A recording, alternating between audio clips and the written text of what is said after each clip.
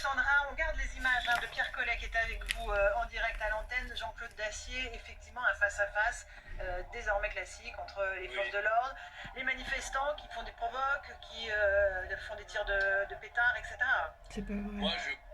Moi, je crois que c'est depuis dans la rue que les choses passent ou vont se passer. Je pense qu'effectivement, vous l'avez dit, c'est un spectacle qui est devenu quasiment classique, on peut le regretter, mais c'est ainsi.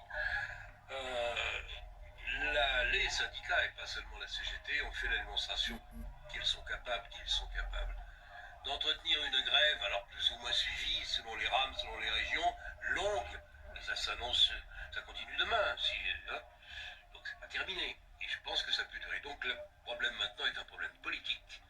Et c'est pas dans la rue que ça va. Le rapport de force est à peu près stable et à peu près établi. Chacun, le problème, la difficulté, c'est que chacun a besoin d'une victoire. La CGT en tête, après la défaite subie l'année dernière, ils n'envisagent même pas l'idée qu'ils puissent également être vaincus, battus politiquement lors de ce deuxième débat.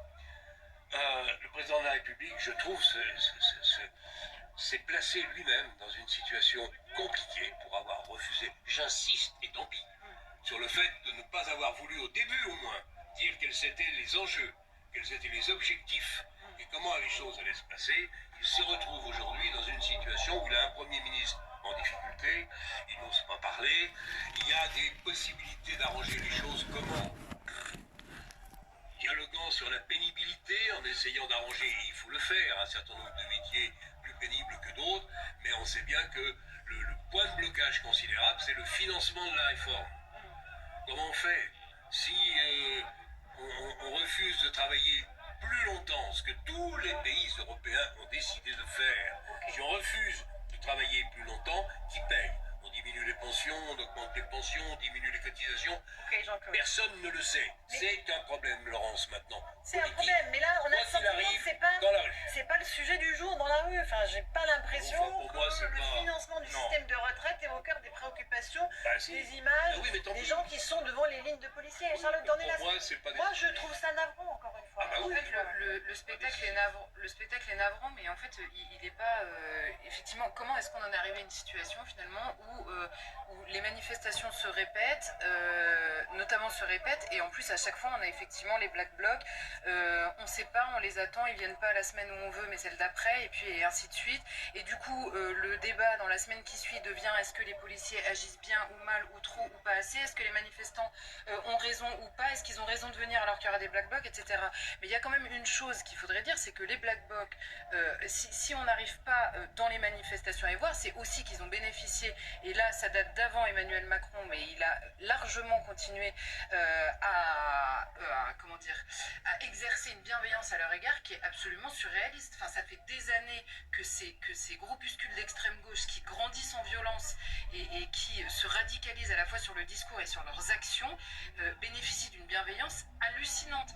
Et je pense notamment, et je pense que ça a été assez décisif dans leur détermination, au dossier Notre-Dame-des-Landes, où le gouvernement, encore une fois, avait dit, outre le projet, je ne discute pas du fond du projet, est-ce que cet aéroport était bien ou pas, mais le gouvernement avait dit, on ne le fera pas, mais d'ici 3 heures, il n'y aura plus personne, et ils y sont encore, quoi. Donc, c'est leur base.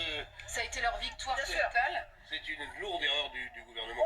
On va retourner sur le terrain, parce que, encore une fois, ce spectacle, il y en a ras-le-bol. Je vais vous le dire très On est tous d'accord. Il y en a ras-le-bol. Mais c'est Il y a pas là cette que les choses provocation vont jouer. incessante Bien sûr. des forces de l'ordre qui sont à bout de nerfs, et on peut les comprendre après plus d'un an de gestion du maintien de l'ordre.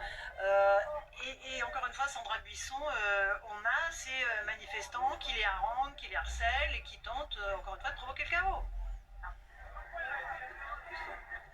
Oui, alors là, les individus qui sont arrivés sur la place Saint-Augustin, ce sont les individus ultra-radicaux qu'on suivait avec la Brave, et la Brave qui les maintenait serrés dans le cortège pour éviter qu'ils ne passent à l'action et qu'ils n'arrivent à perpétrer des dégradations ou à se former en Black Bloc. Ils ont tenté de revenir en arrière, de reprendre le trajet à l'inverse de la manifestation pour aller bloquer les autres manifestants.